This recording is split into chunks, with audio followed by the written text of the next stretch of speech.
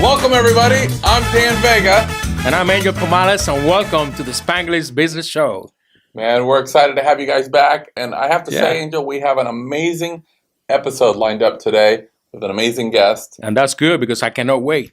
Yeah, and I've met this guy. We're going to talk about that, but he flew in actually over the last few days. We hung out. Oh, man. That is good. Yeah, because see, a lot of people think that, we see each other every day, like you say last episode, but we actually don't. Generally, we don't like each other. We just come together. I'm like, I don't like this guy. Why should I be here? But anyways, we haven't seen each other for like 6 days, maybe. I know. We get back together, man. Exactly. We get back together. We get in the show. We get in the song. Immediately. That's right. We're like, we need something, we need some liquid here. So I have to say, I kind of feel like this show is kind of morphing into like Hoda and Kathy Lee on the Today Show. Really? Because, have you ever watched that? Where I watch it. Every time we start, 5 minutes before the show starts, Angel's in the kitchen in our office, and I hear like the blender going, and I'm like, what is he doing? And people are coming out of their offices where we work saying, that's right. What is happening? And then I know what he's up to. Yeah. But I never object because I got to be honest, it's the highlight of, especially today, highlight of my day. Yeah, and every time I make drinks, everybody wants a drink because they know when I do my mixing, it's off the chain. Yeah. So it's pretty good stuff. And you went all out today, man, with the parrot and the whole... Yeah, man. Fancy, man. Yeah, that's how I do it, man. It's a pina colada. And it got some very good ingredients besides, coconut, juice, and it has pineapple juice and some real pineapple, from the islands. And, but I can taste these aren't virgin. They are not. Okay. They are not. Pretty strong. In my country, they call, do you want a pina colada loaded or unloaded? So loaded, you know what that means. Gotcha. So they're both loaded right now. See, my neighborhood loaded means something completely different, but we're not going to talk about that. Okay, we'll talk about it next time. So this is actually out of the show. A Puerto Rico specialty. Yeah, it's a Puerto Rico specialty. Okay. It's called pina colada. Yes. All right, man. Absolutely. Well, now I really want to go there because I've never been, but if I get more of this. Absolutely. Yeah, and our hearts goes to everybody in Puerto Rico. All the families that have been affected by the Maria hurricane. It devastated the island. It's very sad. Mexico too? Mexico had an earthquake. Very sad. They also had aftershocks. Yeah, it's been bad. And it's been bad. They still got, there's a lot to go in Mexico. Yep. There's a lot to go in Puerto Rico. The island was devastated. San Croix too. The little islands that surround Puerto Rico in the southeast, like Vieques, Culebra, St. Thomas, got destroyed. Now your mom, is she in Puerto Rico now? She's in Puerto Rico now, yes. What's the status? Well, right now, I just talked to my brother, and he said they don't let anybody leave the island right now.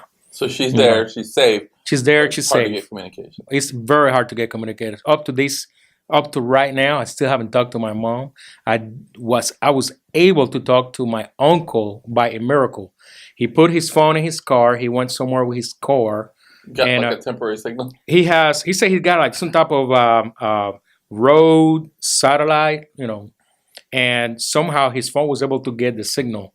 And when I called, he was like, hey, how you doing? And I was like, I want to know how you guys doing, how mom's doing. He said everybody's doing fine, but the island is devastated. Well, we'll certainly keep them in our heart goes to prayer. all Puerto Rico and all the islands that got. Sure.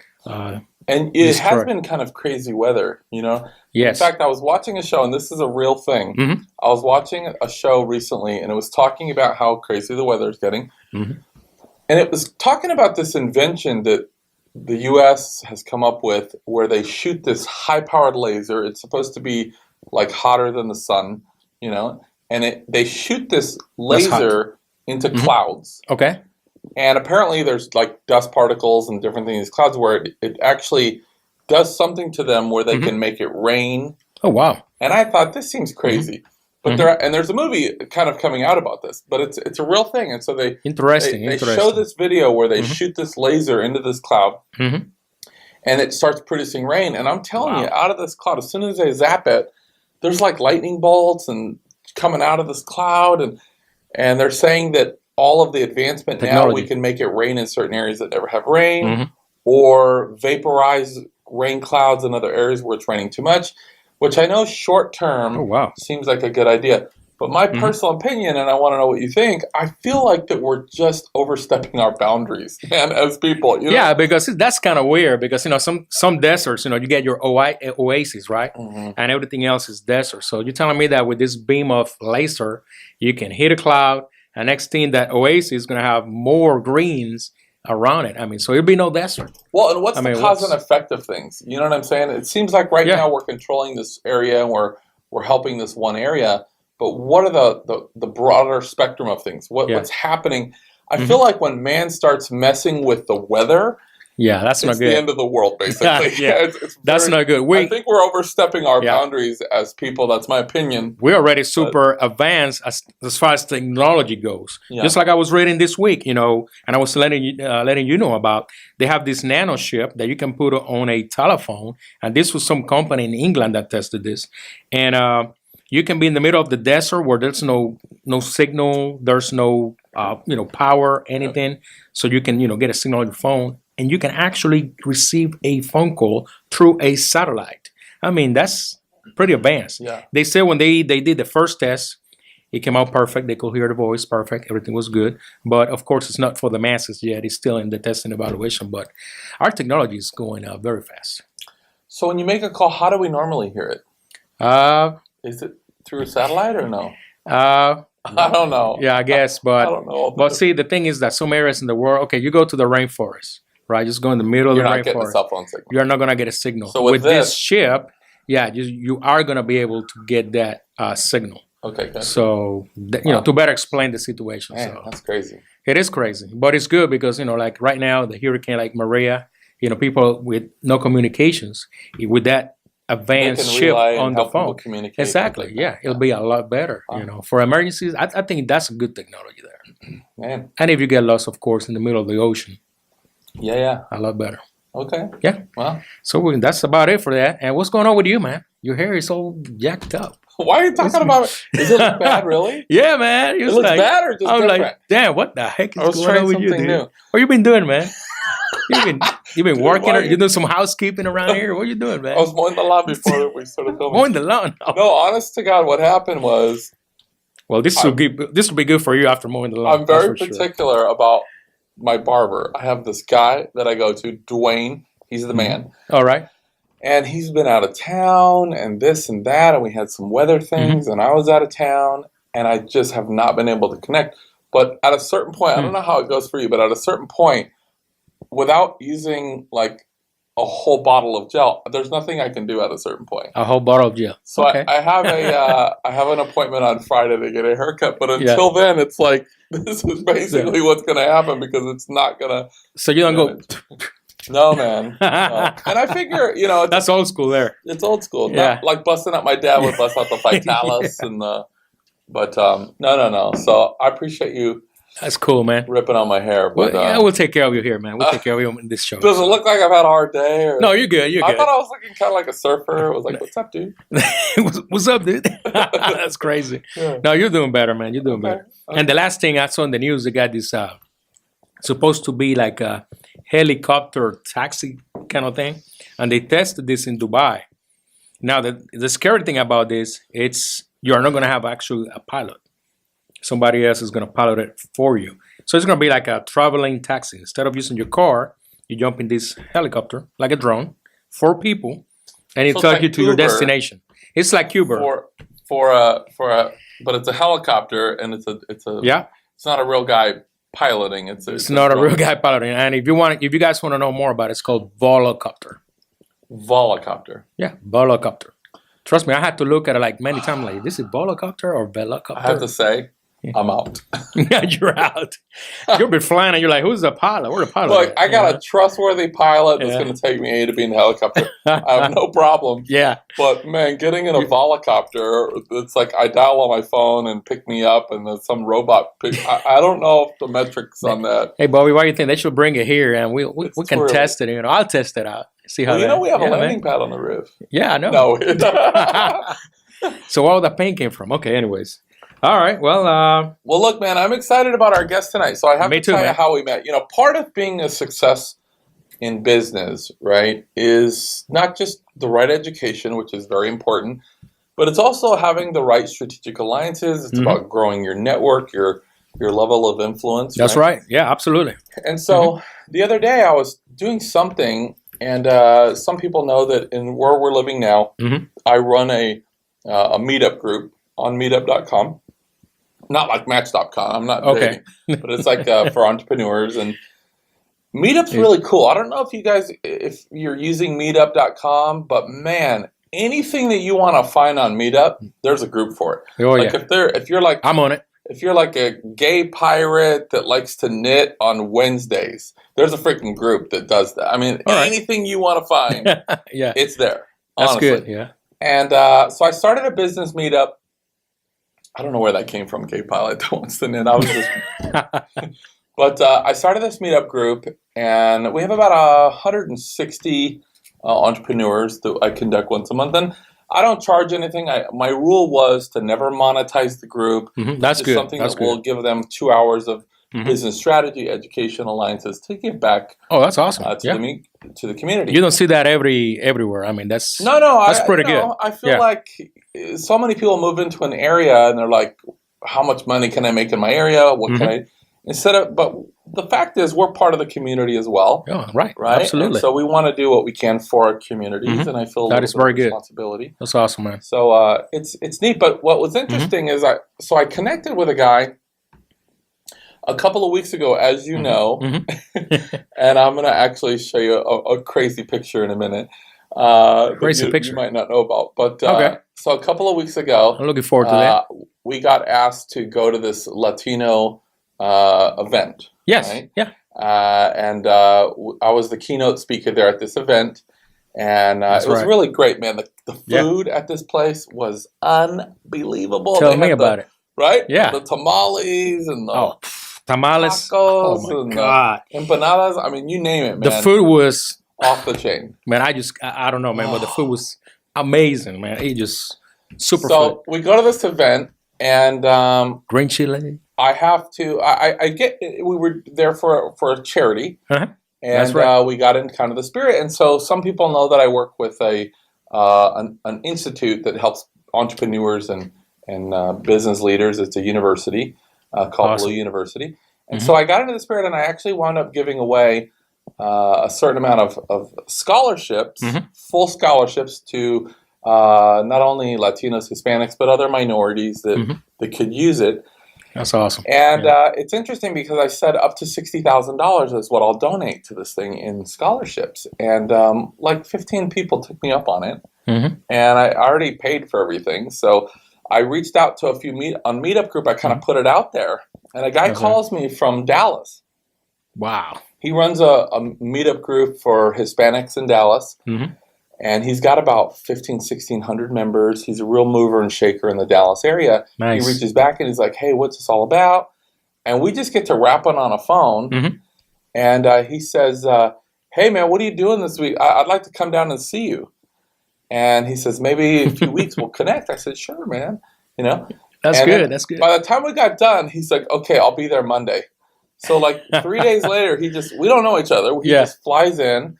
And we hang out, go to dinner, hang out for a couple days. Yeah.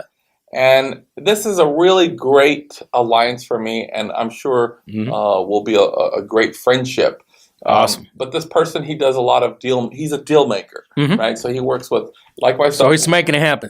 Yeah, I mean, there's so many entrepreneurs out there that are looking for startup capital or maybe startup companies that are looking for seed money to kind of get going, or maybe there's an existing company that needs a round of funding to get to the next level. Yes. And so he has relationships with lots of different angel investors, venture capitalists, private lenders, and he helps match those people and gets a small, like a broker fee. Like a business matchmaker.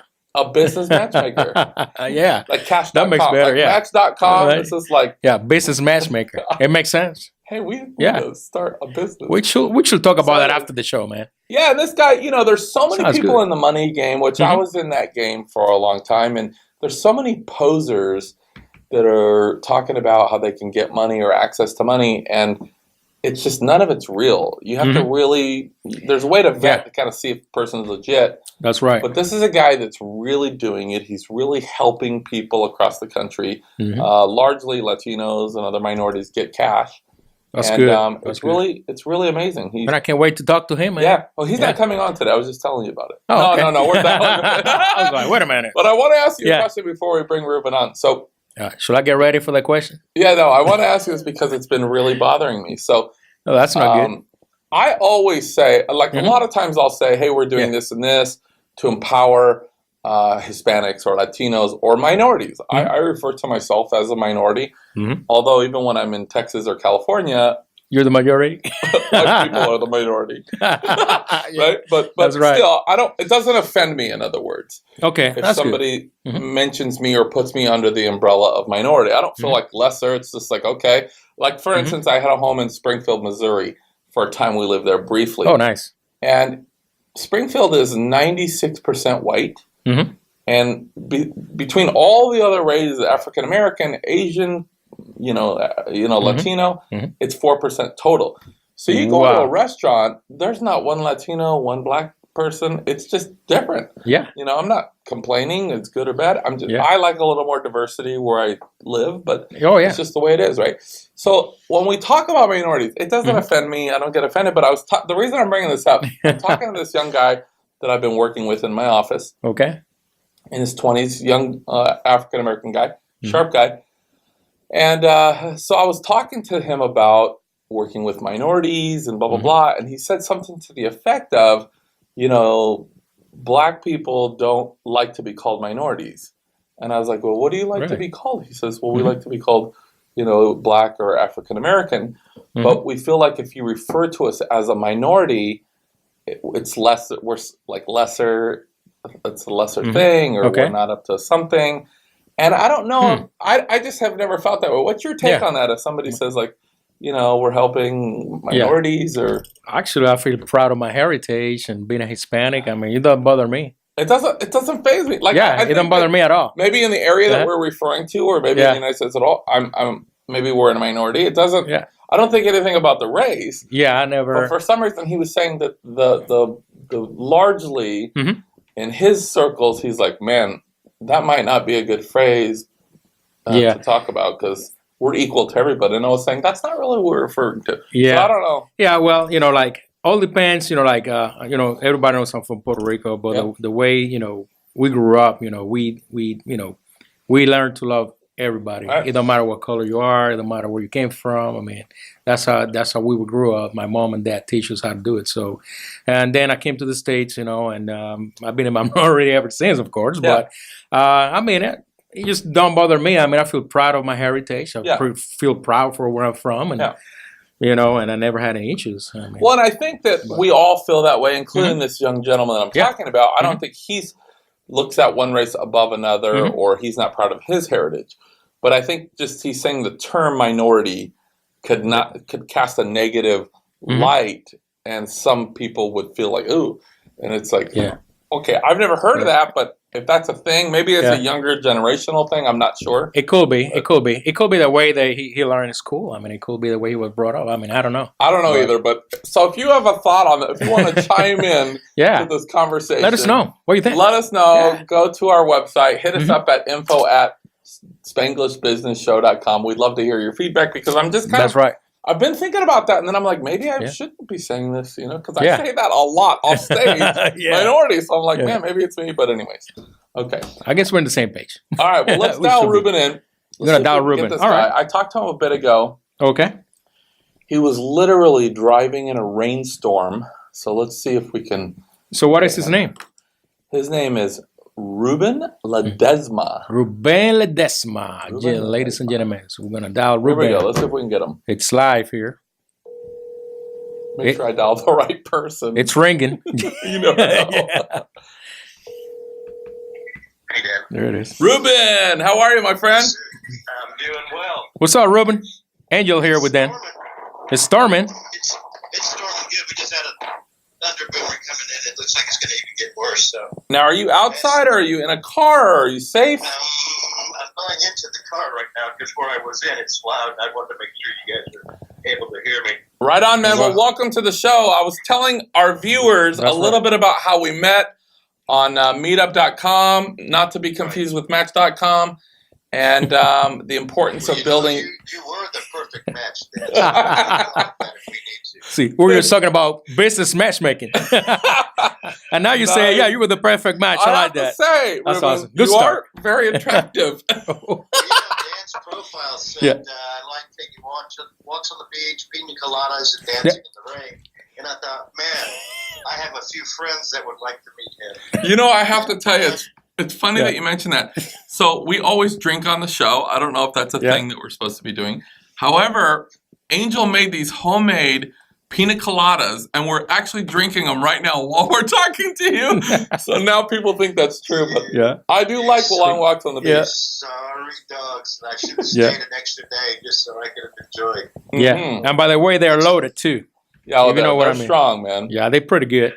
Hold on, let me take a sip real quick. Go ahead, Dan. So, Ruben, let me ask you a question. Obviously, you've had an immense career. You've done a lot of things as a speaker, entrepreneur, investor, lots of things. But before we get into that, tell us a little bit about where you're from, how you got started. I'm from South Texas, born and raised in the coastal bend. Hurricane Harvey hit near where I lived as a kid. I'm from Corpus Christi. Oh, Corpitos. Born and raised in Corpitos. Corpitos. And so, started school there, went to Catholic school in elementary, then public school, junior high, and then high school as well. I graduated from high school in 1981, which seems like forever, 2 days now. Mm-hmm. Well, 3 days, really, but who's counting? So then I went to a junior college there. And from the junior college, I went to Texas A&M in Kingsville. Mm-hmm. So I'm a Jabalina. And nice. My claim to fame from that college is that I went to school with Darryl Green, who played for the Washington Redskins. Oh, that's awesome. Neat stuff. A lot of neat stuff. Super nice people. So was he a stud in school or just after? Say it again. Was he a stud? He was attending the school there. And nice. I was the guy that handed out the tickets, sold the tickets to the college ball games. Nice. And his parents and family would get will call tickets, and they could go and watch him play when they were in town. So, nice, pretty cool. He was. I think one of his legs was one size of me. That man could run sub-world class times in the 50 and the 100 yard. Wow. Oh, I bet. Oh, wow. Dashes. I don't even think you could call him dash. I think you call him flash. So he was fast. Wow. So you look like Chicken Little next to him. No, I was Chicken Little next to him. Chicken Little. Yeah. All right. So now, Ruben, I don't know if I guess I could say that you're in the money game. And when I mean that, we're deal makers. I spend a lot of time in that as well, where you're connected to lots of different types of investors. And of course, you also have alliance with many, many, many successful entrepreneurs. That are looking for a round of funding or some type of startup capital, whatever. And then you kind of put the two together, make sure that they have everything they need. Both sides are getting what they need out of it, so they both have an abundance exchange. And you're facilitating a lot of people to really, pursue their dreams and passions. How did you kind of get into that world? Because that's a secret invite world. You don't just choose that to start there. So how did you kind of get your foot in the door? I used to be a contractor, and I was always wanting to do deals for, help people to remodel their homes or upgrade or change out or additions. And I would get all these great deals, and they would sign them, and then what inevitably would kill the deal is they couldn't get financing at the bank. Mm-hmm. And I got introduced to a subprime lender, and he was doing mortgaging. And so the accident that happened was I find out this guy works from like 10 to 2, and I just couldn't understand it. I couldn't get my deals done. Kept calling him, leaving messages, got irate with him, left more messages, not so nice messages. And he calls and says, you know what? You don't need to be calling anymore. Call the lender direct. You can be their problem. And so he introduced me inadvertently to a young lady, and I remember her name. This is, over 20 years ago, 25 years ago. Her name was Ana Rodriguez. She worked with Amresco, which was my beginning of the career as a mortgage broker. And I hate to say this because I think statute of limitations is over, but she would ask me, Ruben, you got me a 1003, but where's the GFE and the TIL? I said, GFE, TIL. I said, the good faith estimate, I understand, but what's a TIL? She goes, truth in lending, Ruben, you have to have that. And I said, I don't know how to do that. Well, aren't you a broker? I said, no. Ramon told me to call you because he didn't want to deal with me. And then I come to find out after the fact, Ramon owned a farm. So he was up at 3 a.m. tending to his cattle. And then he would get out and get to work by 10. And then at 2 o'clock, he had to leave and start all over again.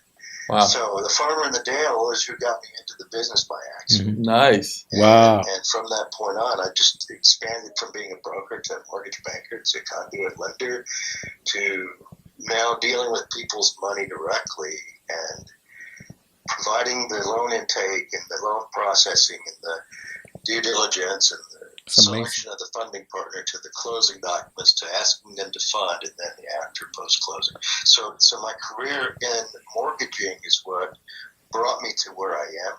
I don't have any formal training other than the on-the-job training and following compliance manuals and audits and being slapped on their hand for not doing something right, inadvertently doing it that way, and then correcting it, and then being able to continue on in the business. And so I started in 1991 on my own. Mm-hmm. So it's been a long and neat road, a journey, if you will. It's never been a job. I've always loved what I do. I think that's one of the things that I can say has brought me to this point in my life and to achieve the successes. And it's all a roller coaster ride. So you just have to keep learning. Yeah. So, well, and see, tell me if you agree with this.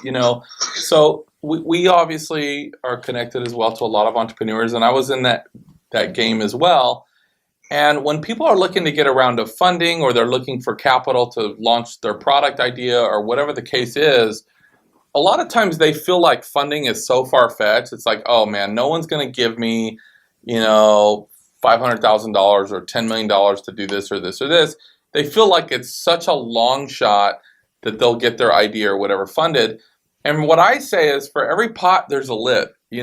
For every deal out there and great thing, there's some investor that funds those type of deals that would give you the term.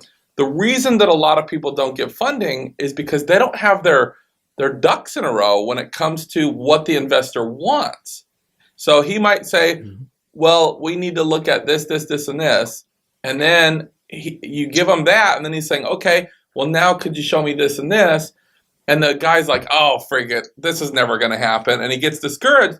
And the fact of the matter is that funding is not the issue, and finding people that have money is never the issue. It's about getting all your I's dotted and your T's crossed and finding a person like yourself that can actually help someone create all the stuff that they need to present. Would you agree with that? I do, and I can add to that. Have you ever been to the supermarket, to the grocery store, and you saw a mother with her child? Right. That child wants a candy bar or a toy so bad, and the mother says no, and then the little child starts even more, Mom, I want this, I want that. If you don't buy it, I'm gonna, la chancla, right? Yeah, there you go. Te doy con la chancla. Yeah. But that kid gets smart enough, and he figures out how to get what he wants, whether he throws a tantrum and falls on the ground and starts crying and screaming like, oh, you hit me, don't hit me, don't hit me. Or whatever the case may be, to get that candy bar or toy. So my encouragement to the guy or gal that's trying to find the funding is, be like that child. Of course, don't look like an idiot, but do anything and everything within reason and being ethical and legal to get that money, to get their vision or their dream to become a reality. Yeah, sure. And, that to me is, I'm a part of it, and I'm not the part that actually is the reason that their project becomes a success or becomes funded. It's because they have the drive and the energy and the ambition and the mindset that nothing is going to stop them. Sure. And nothing is going to prohibit them from achieving their goals, their dreams, and then goals. Yeah, sure. So it's. I'd like to think I'm the reason they make it. Yeah. And the part that gets to say, I helped that guy go where he said he was going. Right. So And I know you feel the same way, Dan. Yeah, and don't you think that you also have to be prepared to put a little skin in the game and spend a little money? I mentioned this to you while you were here that I am still connected to a group of about 200 different angel investors, VCs, and other private lenders. And we would get so much deal flow. There would be so many deals that would come across our desk where people would need funding. We didn't know how to create the time or the energy to vet the pile because it was just so many things. So what one of the groups started doing is they started charging $100 submittal fee to get funding. Like if you want to pursue getting $10 million for your business or whatever the amount is, to submit it to these real credible investors is a $100 bill, right? Now these guys don't need a $100 bill. I mean, they are very wealthy people. But the reason they did that is because they knew that if somebody's not willing to spend $100 in their vision, what's the real belief system behind their plan, right? That's right. Yeah. And it was interesting because the pile went from something like this every week to like this, which was actually great because we get to look at less stuff, less garbage. We get to look at the real meat and potatoes. And in actuality, if we would have went through the whole pile, that's what we would have found anyways, is those 20 serious people. And so, you got to spend a little bit of money. I've hired people in the past, or like yourself, Ruben. They might say, well, look, give me a couple $1,000 a month for the next 3 months. Let me get all the paperwork, all of your ducks in a row, all your paperwork in order. And these are things that it takes hours upon hours, tens of maybe 100 hours. It takes a lot of man hours. And it's only one person. So for $6,000 to get all that stuff done, to actually get in the ring with real credible investors, that is not a bad investment. It's a lot better than trying to come up with the 10 mil. That's right. I'm with you on that. I believe that wholeheartedly. Yeah. I mean, I get some guys that you feel for because they've got a great vision, they've got the idea, they know what they got to do. They don't have, and they've been in business for 2 or 3 years. They just don't have their financials, profit and loss, balance sheets. They don't have their bank statements. They don't have any reconciliation of any of all accounts receivable, payable. I mean, all the things that I look at, they don't have any way of showing me in a packaged format. They have the raw data, but they're the technician. They're the expert at what they do. They're just not educated in ignorance is not bliss, but when you're good at something, you tend to be very good at something, and then you're deficient in other areas because you're overcompensating for being an expert at what you do.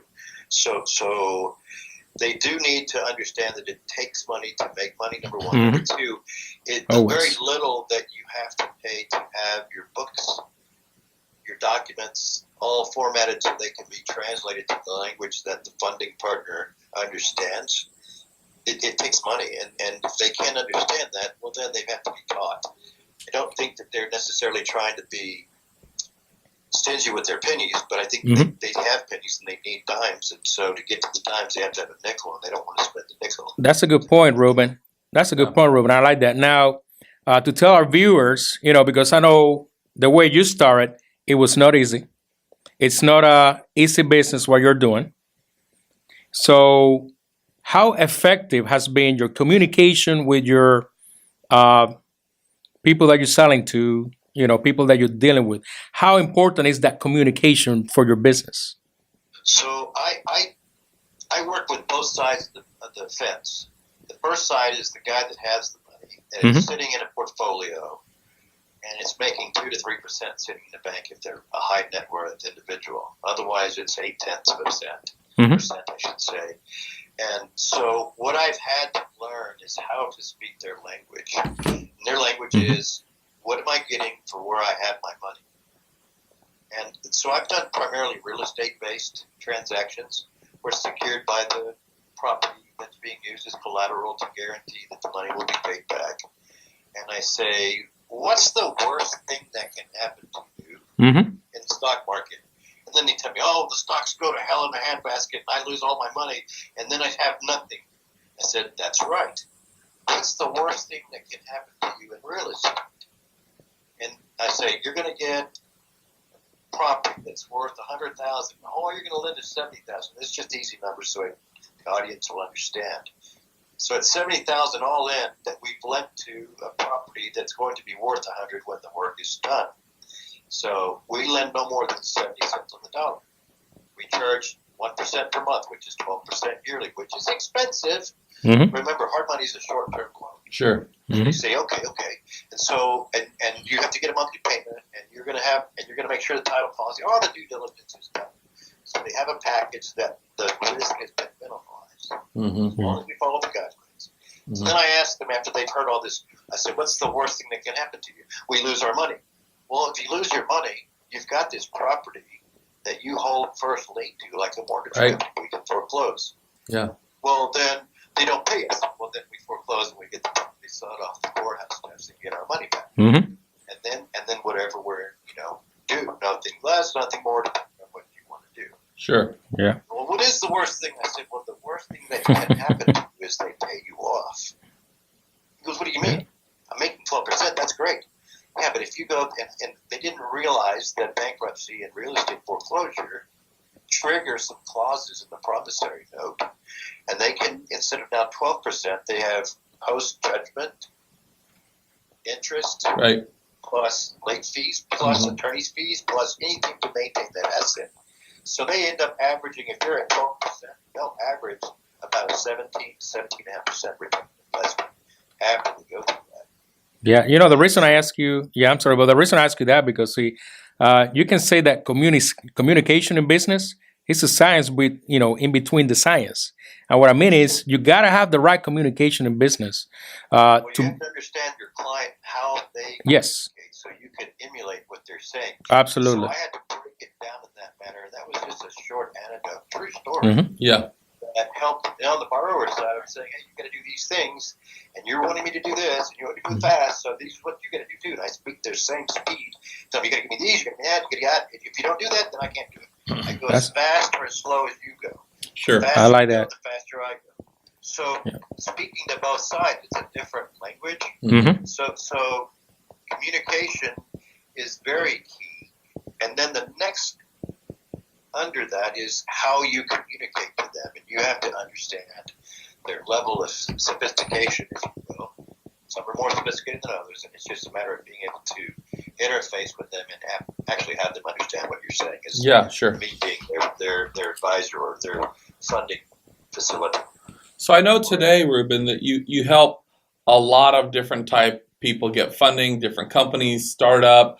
I know when you started it was primarily real estate, but now you're doing deals into the 9 figures, and you're playing in the big game. But it wasn't always that way. And also, you seem to be, even though you help everybody, you seem to be a real advocate for Hispanics.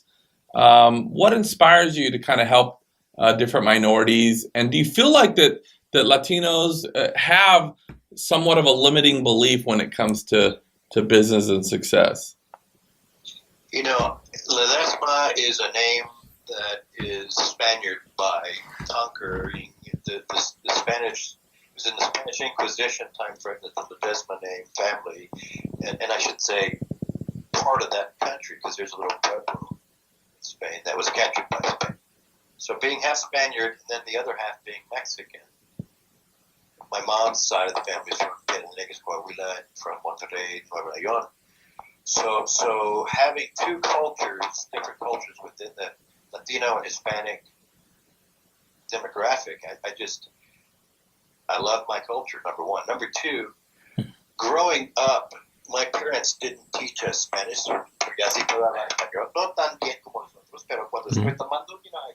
Oh, sí, habla mucho español.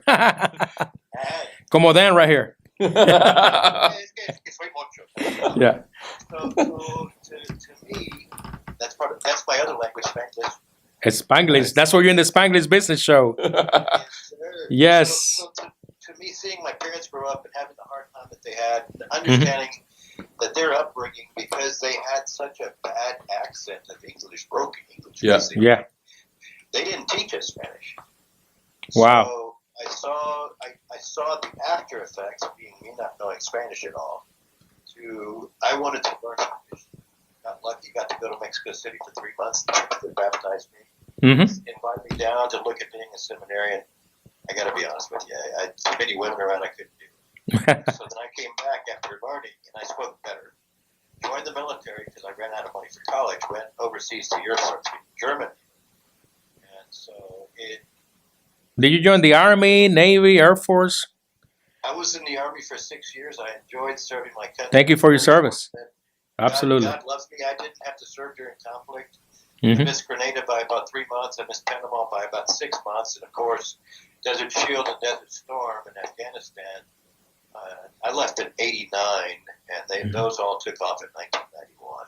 Wow. So for the 6 years I was active duty, very blessed to not have to serve in conflict. That is good. Some of my buddies not so fortunate, and so I think we should be giving them those thanks and appreciation. Sure. And I do thank you for saying thank you. So absolutely, those neat things are pretty cool. And then my parents let me learn Spanish by sending me out to Mexico City. I came back. I loved it more because now I can speak to all the first and they said, "Hey, you're not from here. You don't speak it like us." You tell them you went to Catholic school? Yeah. Hey, I went to Catholic school, man. Hey, those were my favorite friends. I'm a santo, right? I'm a santo. Santo Cristo. Santo Cristo. Amen. Amen. Oh, so, man. Ruben, let me ask you a question. Do you feel like, though, a lot of times in the Hispanic community, they think hard work, labor, get a job. They think, survive, but they're not necessarily thinking thrive. And I think that there is somewhat of a belief problem that they actually believe they can become very successful millionaires, whatever. Do you agree with that, or do you think that I'm just crazy? That's the old school way of thinking compared to the millennial now, and I can't say anything about DACA because that just is a political fireball there. But I will tell you this: having been around the Hispanic chambers, being in positions of authority, I was one of the founding members of the McAllen Hispanic Chamber in South Texas, right there on the border of Frontera. Oh wow! Understanding the business, small business, is what we as the Hispanic demographic typically are, and not understanding how to connect with the corporate enterprises that need to outsource some of the services and products. So they're looking for the small business to help them, but they never could connect because of language or mindset or cultural differences. And so understanding this, you ask me, why am I such a proponent of the Hispanic culture, the Hispanic businessman? It's because I want to be the connector to show it is possible. I have been the connector. I was invited to some things here in Dallas. The DEA, it's not the DEA Drug Enforcement Agency, it's the Dallas Entrepreneurs Association. And because I was president of the Mesquite Hispanic Chamber and vice president of the Allen Hispanic Chamber, I didn't realize I had a Hispanic Chamber in Allen. That's how white people could get here to there. No disrespect to them either. But because of my position, because you can tell I sound educated through college, I'm a sound educator. I can speak well. They want to know, can you come and talk to us about how to do business with your people? Right. I'm like, what? With my people? You mean with small businesses that are part of my chamber? Yeah, with your people. I said, let me tell you something, sir. We're all people. So are you my people too? And he kind of figured I got offended by it. And I was. And it wasn't that I was trying to be ugly about it. But I'm thinking, we all have businesses. And in business, it's all one color. It's green. Yeah. And it's just a matter of connecting with each other, whether we're Hispanic or non-Hispanic. And if we know how to communicate properly, like you've been asking me, what is it that helps you? Communication. It is paramount. It is very important. And knowing how to communicate with each other is just real simple. Sure. I need to probably start give me a bit. This is how I want it formatted. If you tell us how to do something, I don't care what color you are, then you'll be able to connect and interface and plug and play and generate the revenue that you're looking for. Now, that being said, the difference for us is that we don't like using credit. We don't like taking out loans. We don't want to have a bill that's due every month. We want to hurry up and pay it off. And that is the key that hurts most businessmen that are small businessmen. For sure. Deserve or lines of credit or whatever the case may be. But it's understanding the concepts. And for the little guy, the Hispanic or not Hispanic, it's all about, I don't want to have debt because if something happens to me, my family's going to take and pay that off. Gotcha. And if there's no proprietorship, of course that happens. Now, what do? We educate. How do we do it? By putting in the classes and saying, hey, aren't you tired of working paycheck to paycheck, hand to mouth to hand? And they finally get it after it being preached so many times. Right. And so the cultural differences now, and this was something I heard. In the old days, the non-minority would ask, what can we do to help you? And which meant, can we get you a job? Can we get you a scholarship? What can we offer you? Like, we need a handout. And so now, when they ask the non-minority, the minorities, what can we do for you? And it's like, well, wait a second. We now have our MBAs, we have our PhDs, we have our degree individuals, more so than the non-minority demographic. Yeah. And so they're saying now, these kids in their mid-20s, early 30s, are saying now, what can we do for you? We don't need your help. We want to be open to you. That's right. Yeah. I thought that was just one of the coolest things I ever heard. So I've seen a lot in the community and understand the needs. Whether I've participated in the traditional chambers or the Hispanic chamber, minority chambers, I should say, because the Asians and the Black community, they've invited me to participate. And it's kind of a neat thing. And this is something else that I saw that needed to be shared. The minorities just need to form a coalition.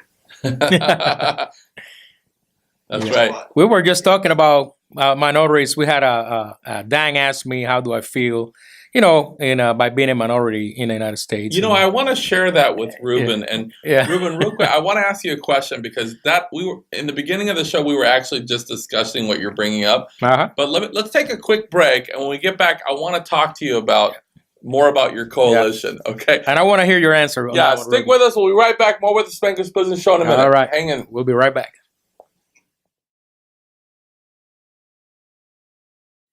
Welcome, guys. Welcome to the Spanglish Business Show with Ruben Ledesma.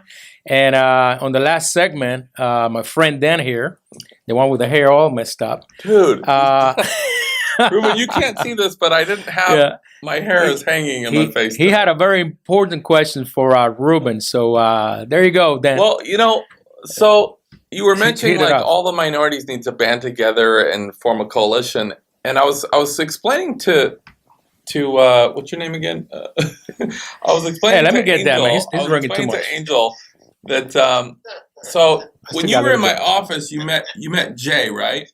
You remember meeting Jay, real sharp young black guy, and so we were talking, and I was telling him how I'll go out and speak to these different groups, to different Hispanics, Latinos, or other minority groups, and I was using the terminology minority, right? And he said, I don't think African Americans really like the term minority. He says, I know young black guys, if you say referring to us as a minority is going to be offensive. We're not going to be down with that.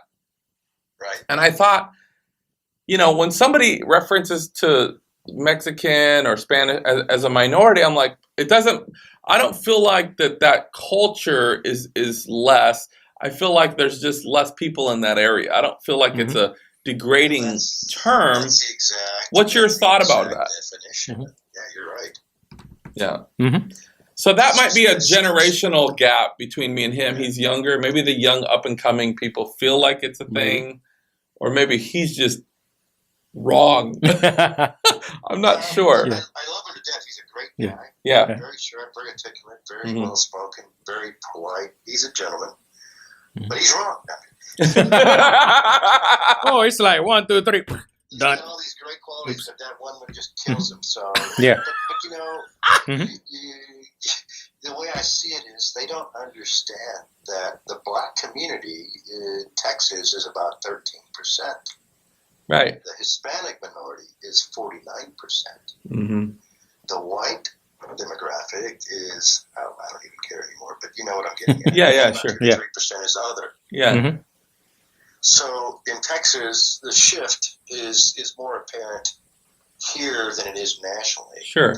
So if you look at the numbers across the nation, they're basically holding true, except the minorities are not the majority yet. The Hispanic, the Latino, and that's two different things, because you have Latinos from South America, Central America, that's Latin America. Mm-hmm. Los Hispanos son de España, so that's, there's the mix in between the Italians and all these Portuguese. So yeah.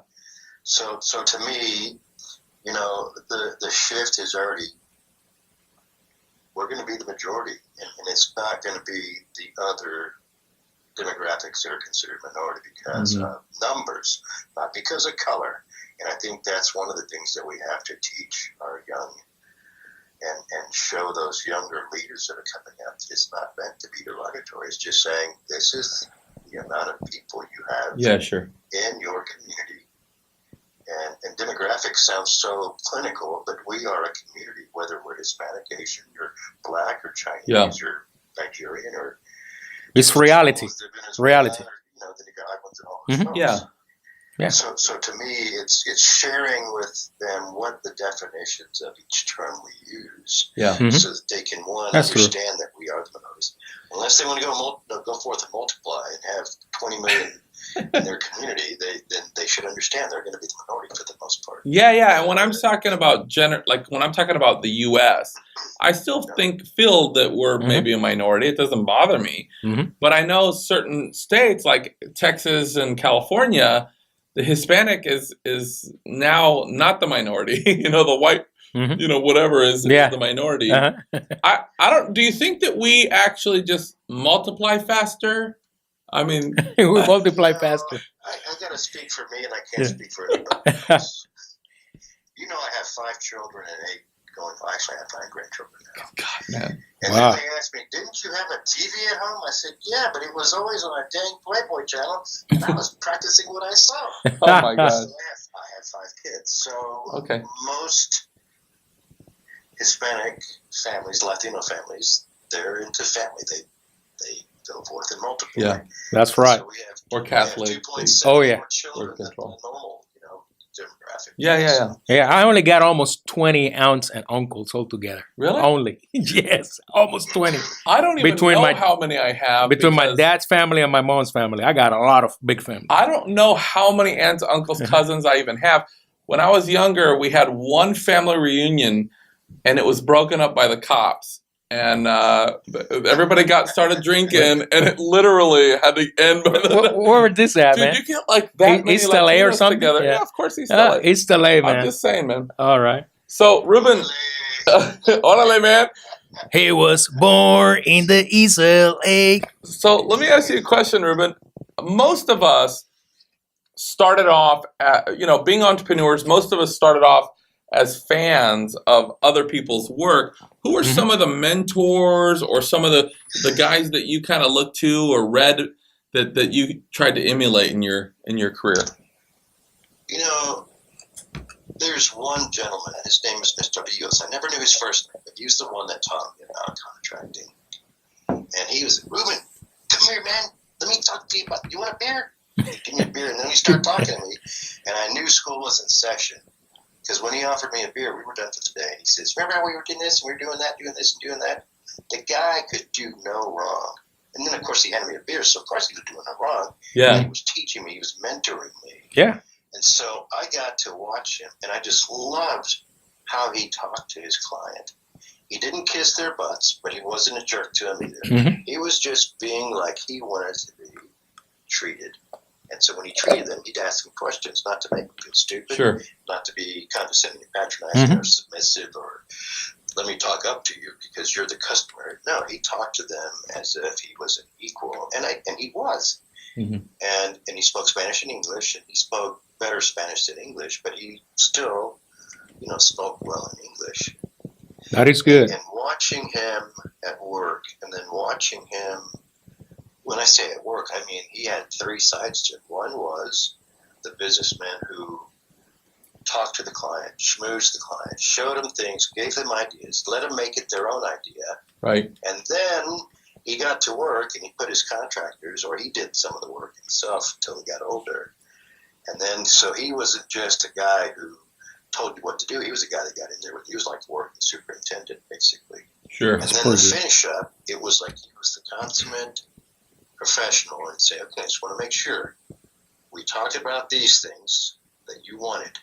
We put them on paper like you wanted, and I kept my word to you so that you could have what you wanted. Mm-hmm. And I said, wow. And then he would get his check, and when you finished, we never had any problems. And if something went south down the road, usually it was about a year or so later, he'd go back and fix it at no extra charge. The warranty was done. He'd still go do it. So he was one of those guys that you could say truly under-promised and over-delivered. Nice. But in his presentation, through the work of the body of his work, through the final, he did what you're supposed to do. You talk about what you're going to talk about. You do what you're going to talk about that you've talked about, and then when you finish, you talk about what you did to show it all. That's right. That's pretty good, man. Beautiful paper. So Mr. Rios would have been the guy that I said Very that cool. was the one that I wanted to be like. Man. And of course, I just got to be different. Instead of construction, I ended up in money. Sure. That's a little bit more lucrative. Yeah. So let me ask you something. That's very good. Very good, Ruben. Tell us like a story that has maybe affected you personally, but in a good way in your business. Like something that happened in the past. They all say, we're at the end of the day, as we elevate ourselves in success, we're high-paid storytellers. That's right. Is there a particular story you can remember your mentors passing down, or one that you use to this day for the people you're helping? There's actually two stories that are actually one. Okay. So, I just love hearing myself talk. So we do too. Yeah, we do that all the time here. Yeah. So I left the military in 1988. Okay. And I went home because I served in different places. And while I was gone, all my high school chums were going to college. And there was about 14 or 15 of us that went to the same church. We were the choir, the CYO. Did everything together. And so we stayed out of trouble. None of us got pregnant. None of the guys got pregnant. And the girls were never getting anybody pregnant either. So thanks God. We stayed out of trouble. So when I come back, all of them are gone. They're already starting careers. They moved to different places. If you look at it, I'm the professional bum who never finished school. And they were so envious because I traveled the world being in the military. Well, I went to work for a physician. Before I left for the military, I was studying chemistry. I was a pre-med major, and Spanish was my minor. Mm-hmm. And ran out of money left. Just thinking I still wanted to do that. And I had money for college to finish out my bachelor's degree in part of the advanced studies. My parents got me connected with a doctor they know, and I went to work for him. So I worked with him for a while, met this couple. Mm-hmm. And so these two stories, they cross at this path. I met this couple, and they took to me like I was their grandson. They wanted me to be their granddaughter. They wanted me to be part of their family. They were a very well-known family. And so every time I saw them, they asked for me, and I'd go give them the treatments that they were supposed to get. Mm-hmm. And then so, kind of side story to this is I joined this group called the JCs at Corpus Christi. They were known for Golden Gloves, and they were always on a bus going somewhere, and you had to be 21, no younger than 21, and no older than 39 to be part of this group because it's the JCs, Junior Chambers of Commerce. They get me on a bus, and I get on this bus, and I make myself stick out because I wanted to make new friends. I made new friends because I was taking everybody's order, getting their name and the drink that they were drinking. And I kept going to the ice chest to get them. Man, I must have gotten 7 or 8 rounds, and they were drinking, I was drinking, so I was getting more messed up. So I was 26 at the time. And this guy is sitting by the ice chest on a laptop. And back then, laptops were expensive, and he had one. I thought, man, this guy's cool. And I said, sure, if you want to, because he was older than me, you want to, you can take my seat up at the front. And that way I don't bother you every time I kind of get a drink. He goes, no, it's okay. It's okay. I'm enjoying this. And then about midway into the trip, because this was a 4-hour trip, midway, we're still all drinking heavy like when we started. Wow. We got through 1 ice chest, and we had 4 ice chests to go through. Wow. And so he says, hey, have you learned everybody's name? And I said, yeah. goes, "No, you haven't." I said, "Yeah, I have." He goes, "It's only been 2 hours. I didn't know it." There's 52 people on the bus, including the driver. His name was Gus, and all he drank was water, so I was safe with Gus. I got to meet everybody, and I said, "Okay, you raise your hands one at a time, and I'm going to tell you what you drink and who you are." David doesn't think I know who everybody is, and sure enough, I went through the whole list, got everybody right, got their drinks right, and he was impressed. So after that was done, I go to the front of the bus, and I said, "What's my name, and what do I drink?" And they said, "Your name is Ruben, and you have been drinking like us, so we don't know." But everybody got me my drink, so I had to take it into account. Yeah. So I get up at the front of the bus, and I said, "Okay, I got one more question. How many of you can tell me what a stud is?" And they said, "Oh, that's a 2x4. It's a 2x4. We're going to use to beat you up when we get off this bus. Go get us another drink." And then I said, "Nope, that's not it." And then the girl's like, "That's the horse that takes care of all the female horses." I said, "I want your name, and your name, and your name, and your name, and your number, right?" And they started laughing. I said, "No, that's not the right answer either." Oh, my. And so they said, "Well, what's a stud?" I said, "A stud. I am a stud. I am a super talented, unyielding diehard." Mm-hmm. Stud. They all started laughing. "I'll go get us a drink." So Dave remembers this, Dave Rios.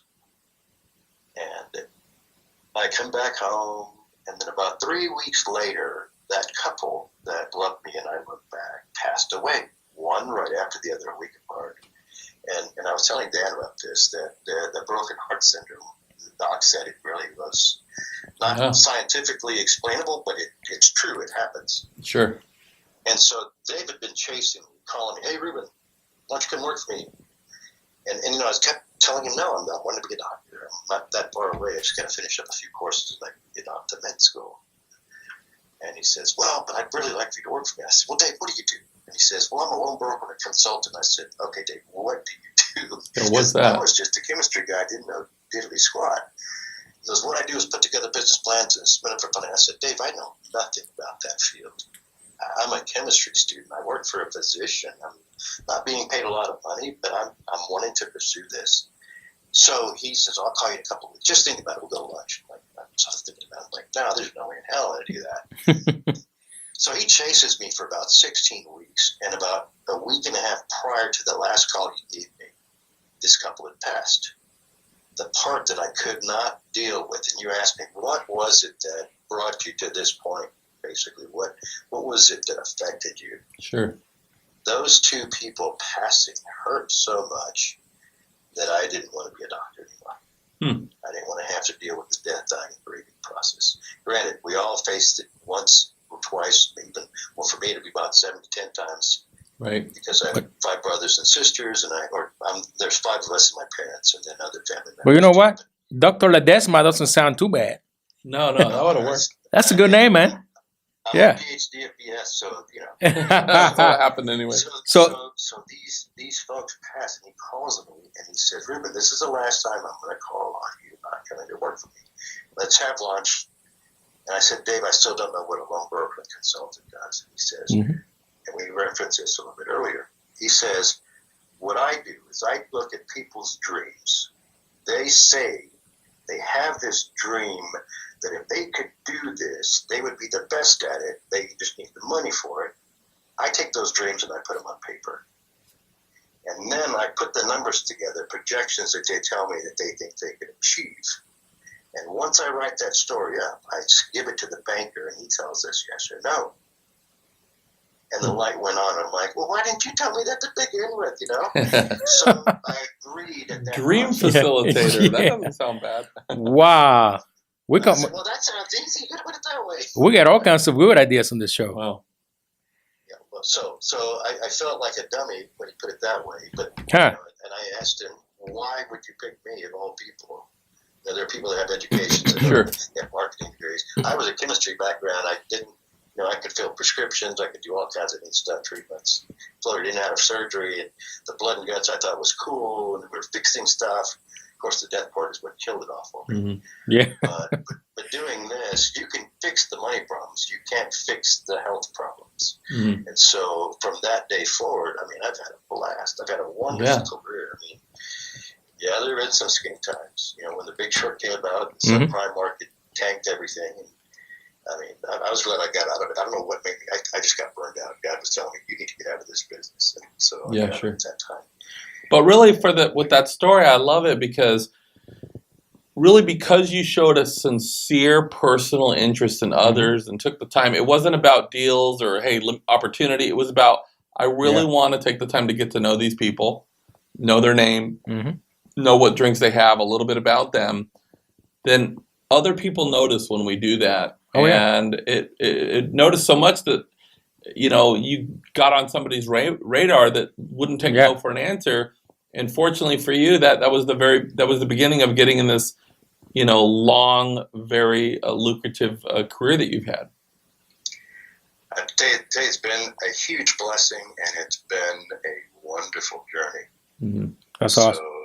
God loves us all, and I think He loves me a bit more than everybody else. I'm His favorite. You're His favorite. Oh, I know why. You went to Catholic school, and then you did after Catholic school, and you were there like 24/7. You were praying. Every day, every night, every morning, every lunch. We feel honored because now we can literally say we actually had God's favorite on our show. I think he was a monjito. I've interviewed celebrities in the past. Yeah. I think you were a monjito. Instead of a monjita, you were a monjito. Look, I've interviewed a lot of celebrities in the past, but God's favorite, that might top them all. Yeah, that's one of the top right there. Hey, so next week when we go out to eat dinner, right? You're coming over, of course, and it's going to be 3 of us. And the waitress is like, well, who are you guys? So I'm going to go and say, hey, I'm Angel. And then... God's favorite. Who's on 2 days with you? Actually, I was gonna say this. I'm Angel. Here's Dan, and then there's a stud right there. There's a stud. That's what I was gonna say. I'm gonna bring a stud with me just in case.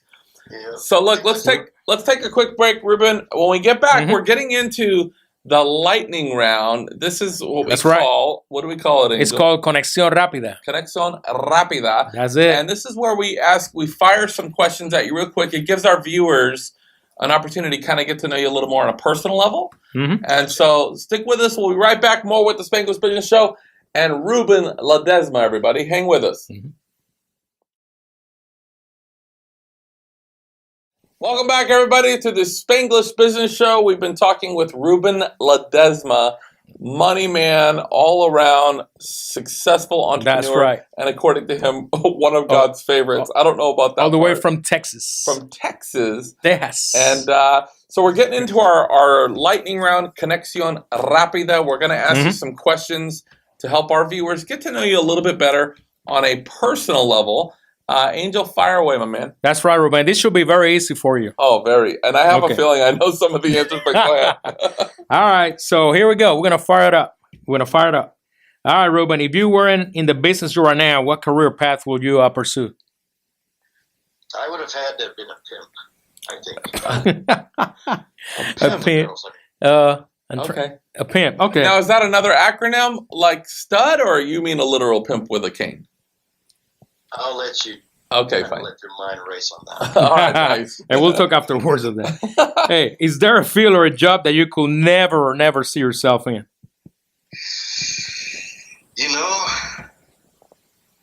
Nothing is beneath me, but I just wouldn't want to be doing the yard. The yard? I don't want to do lawn work. No. God, that's so odd from a Latino. We were just talking about it last week. I do yard work all the time. Dude, that's in our blood, Holmes. Yeah, man. Okay, cool. You gotta I don't mind doing yard work. Yes, I told you. Yeah. Man, you trim the trees, man. You trim the trees, and you work in your muscles with that big scissors. I don't mind doing yard work. I don't know what the name is, cool. But cool. All right, no yard work for Ruben. All right. You might be allergic to the grass or something. I don't know. All right. What music do you listen to when you are in the zone, bro? Yeah, you're getting ready to get funding. Cumbias? Smooth jazz? Like what? Give me an example. Like, are we talking like Shockman Johnny? What? Shockman Johnny? Is that jazz? I don't know. He's pretty good, but I like Kenny G. Oh, Come Kenny on, G. Are you being serious? Yeah. Oh my God. You said when I get into the jump. Now, if I want to be dancing, it's salsa or tejano or country. Or cumbias. But for getting into this cumbias, más o menos. But no reggaeton. So to me, what gets either that or classic music. There you go. It's all right. Smooth. The jazz gets you lively. Yeah, you got your flavor.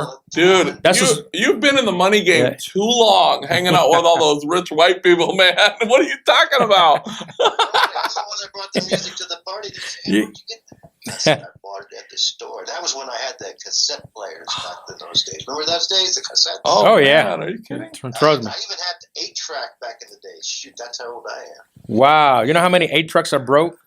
Every time I fit it to the machine in the car, they always break. I don't know why. You know, I was a kid. I didn't know how to use the thing anyways. But it's too high-tech for you. Yeah, it was too high-tech back then.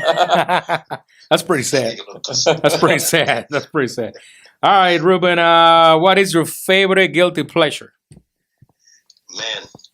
well, Dan and I hung out for a little bit. So the 12-year-old scotch, I like 18, but 12 is good.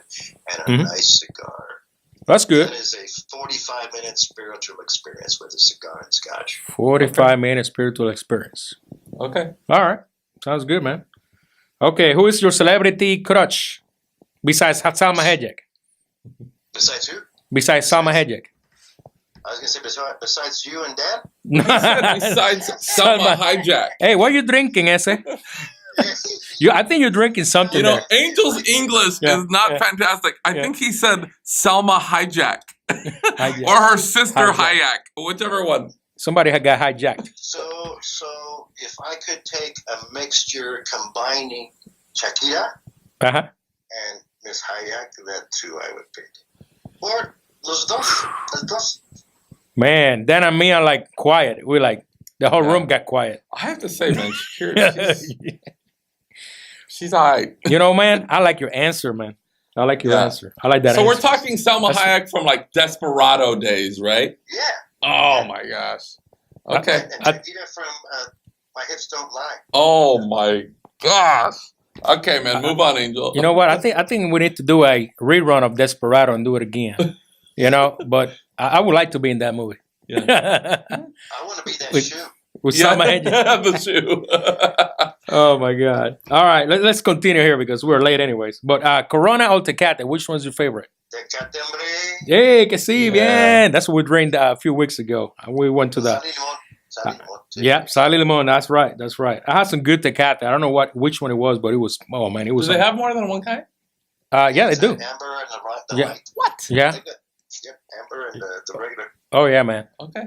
Dark and the light. Yeah, I think it was a dark one. It was pretty good. All right, luxury car or low rider, Ese? You know, I want a Land Rover, so I have to be a pretty car. Okay. Okay. But let me ask you a question. In the day, have you ever had a lowrider? Because I could see you kind of bouncing, man. Yeah. I I can see Ruben in a low rider. I've ridden on them, yeah, and shows too here in Texas. Really? Oh, wow. Yeah, that's pretty cool. Yeah. Do you put a big sombrero or you put some shades or like black shades? Like the dice on the mirror. You put the dice on the mirror. Yeah. That's all you do. I did that. Carpet going across the dash. That's right, man. Yeah, that's cool, man. You don't use any bandanas, man? Just to clean my nose. But this stage in the game, we're talking luxury, man. I need comfort. Land Rover. Yeah, I like Land Rovers. Okay. The new one is. We'll talk about that later, but it's nice, pretty nice. All right, what about on food here? Menudo or chicken noodle? This is getting me hungry. Menudo. Yeah, man. Question. Gotta have menudo. Cebolla, limón y tortillas de maíz con el menudo. You know, we have like 9 out of 10 in this show. All the guests that always go menudo. Even when they don't know what it is, they think that's the popular vote. But they say that menudo is the cure for the hangover. Like it's a breakfast of champions at 3 o'clock in the morning. Man, it's so good. I love menudo, man. I love menudo. Yeah. Especially from the abuelita, man. It's a lot better. Yep. All right. So name one super gigantic goal. Did I say it right? Gigantic. Gigantic. Yeah, my English kind of messed up. I'm still learning. Gigantic goal that you plan to achieve in the future, in the near future. You know, I've been approached by the Alumni Association for the college I went to. Okay. What I'm trying to do is help them set up a fund that can provide scholarships for single parents that show a demonstrated need, that are not the top scholars, but those that are the C average or C's, the grades for C's. Yes, C. Because, and I don't mean to say this to make my brother feel bad, but I was the guy in school that made straight A's, studied the morning of the test, had 3 tests in one day, studied 5 minutes. Subject, and I passed them. Wow. My brother always worked his butt off to make the grades he made, and he always made a C. So he's not dumb. It takes him longer to get the knowledge, but he gets to keep it. Me, I've probably forgotten probably 90% of what I've learned, but I do know what I do, and so I enjoy it. But those guys that get those grades don't typically get the scholarships, and they don't. They can either show a demonstration of need, or they show, and which means very little left over for scholarships, or they have to show that they're academically superior, and they should be given that as a birthright, and that's not what I want. I want to set it up so those folks that are struggling, trying to maintain, who've got children and want to better themselves, will have, and what that does on the personal side is it stops that chain, that cycle of events that keeps them and their children down, because they never got to finish college to get to those higher paying jobs. Right. And everybody deserves a shot, man. Oh, yeah. It's a beautiful thing you're doing, man. So I'm starting out. We're going to see how it goes. We're looking at raising some funds. We're trying to. They say awesome. They have a matching fund up to $50,000. So my goal is to raise $50,000 before the end of the year. That was awesome for you, man. And we've already started it. So, and then next year we'll increase it. Even if it doesn't have matching, I'd like to get it to $1 million. You guys are going to change a lot of lives. That's for sure. Yes, sir. A lot of lives. All right. Last question, Ruben. El Dr. Ruben Ledesma. Well, I think after you get that scholarship fund up to $1 million, believe me, they'll give you an honorary doctorate, and then full circle, baby, full circle. That's where I was going with it. Oh, the next thing you're gonna see, you're gonna be a doctor. We're gonna have to call you doctor. All right, Ruben. Last question, and this is probably the most famous questions in the show here. So here we go. So we had a white president in the past. We got an African American president, an entrepreneur president. If we ever get a Latino president, what do you think is going to be his first executive orders will be? First three. He's going to fire the chef and bring his roti to cook for him during the daytime and nighttime. That's what he's going to do. Nice. All right. What else? Now, what's he going to do the other part? I think he's going to finish the wall, because they're just going to make money for those guys building it. You know who that's going to be. Mm-hmm. Yeah. He's going to get his homies to come out and finish building the wall and do it right. Mm-hmm. And then 3? So, I don't know what the agenda would be for someone that comes in under our community or from our community. Right. Mm-hmm.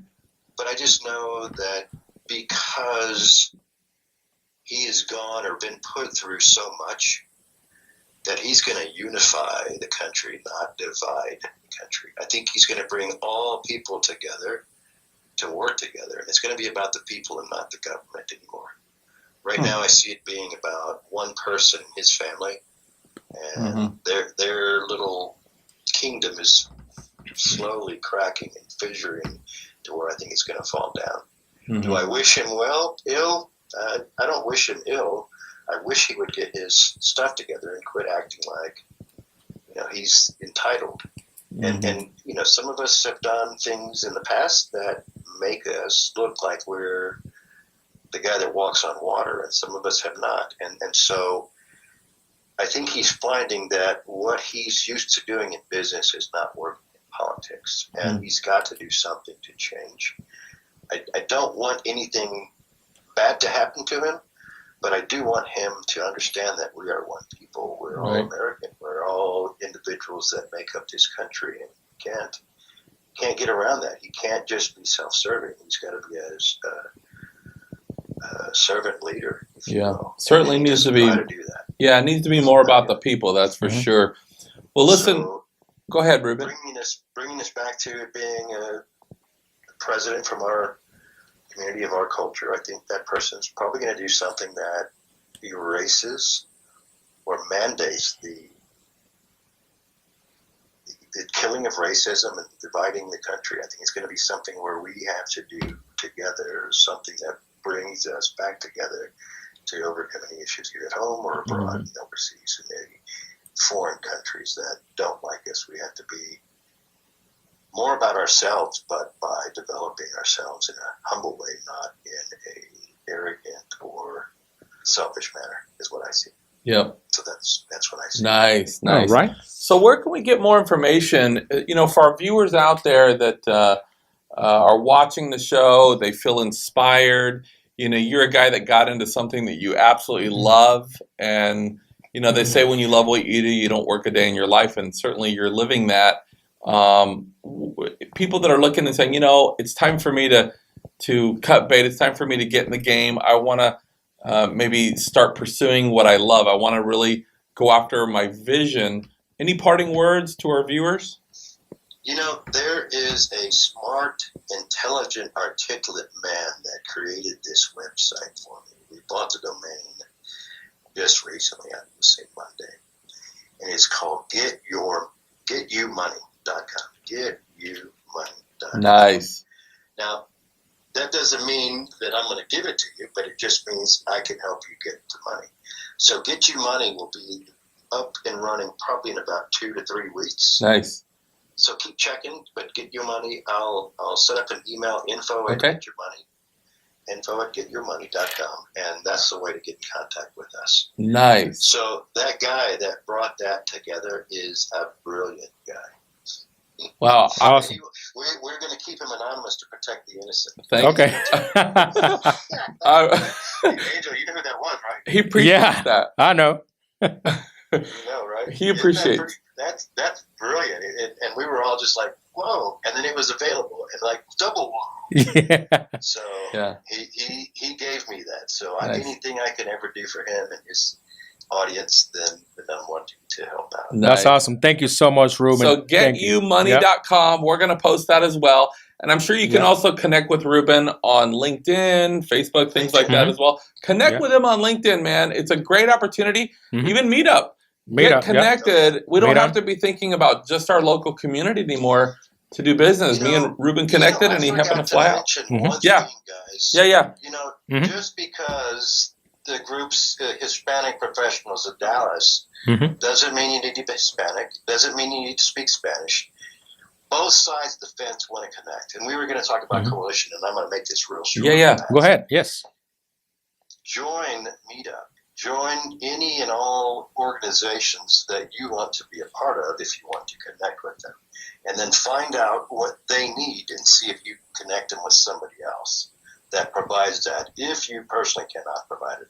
Or you can say, hey, I know somebody that knows how to do that. And like Dan and I have been doing back and forth, we've been helping each other. We just happen to be from the same community. So that's how we came to know each other. And in Dallas, we have close to 1,000 members. Wow. That's powerful. Very powerful. So always remember that. So like Meetup and LinkedIn, Facebook, you're better off catching me on LinkedIn because I'm rarely on Facebook anymore. But LinkedIn would be the best. And it's Ruben Ledesma Jr. and it's spelled in Spanish. Ruben Ledesma with an S and then the Jr. Nice. So, awesome. I appreciate you guys. Yeah, man. We're so glad to have you on the show, man. And definitely come back, would you? That's Not only on the show, but come back and visit. And let's put some deals together, man. That's right. We've done that already. I know, I heard. We're going to get you some piña colada, so don't worry about it. We're going to save you some. No. I need scotch, bro. Oh, we got it. It gives me gas. We got a full stock bar here. We got you, bro. Trust me. Take care of it. That sounds awesome. Thank you so much, Ruben, for being on, man. And thank you. Appreciate it. Thank you so much to our viewers. Super, Ruben. For another episode of the Spanglish Business Show. Always my friend. It's a pleasure to hang out with you. And we'll see you next time. That's right. And one last thing. Get it in there, baby. We're going to get it in there. We want to say we love Texas. Harvey. Yes. I went in there. We love you, Texas. We love you, Mexico. We had the big earthquake. Yep. And we love you, Puerto Rico and all the little islands, and also the Virgin Islands. We love you all. Everybody's in our prayers. That's all I got. Hey, in the old country, when they sign up, they say buenos nachos. See you later, baby. Okay. Buenos nachos. Buenos nachos. Take care. We love you all. Next Bye. Time.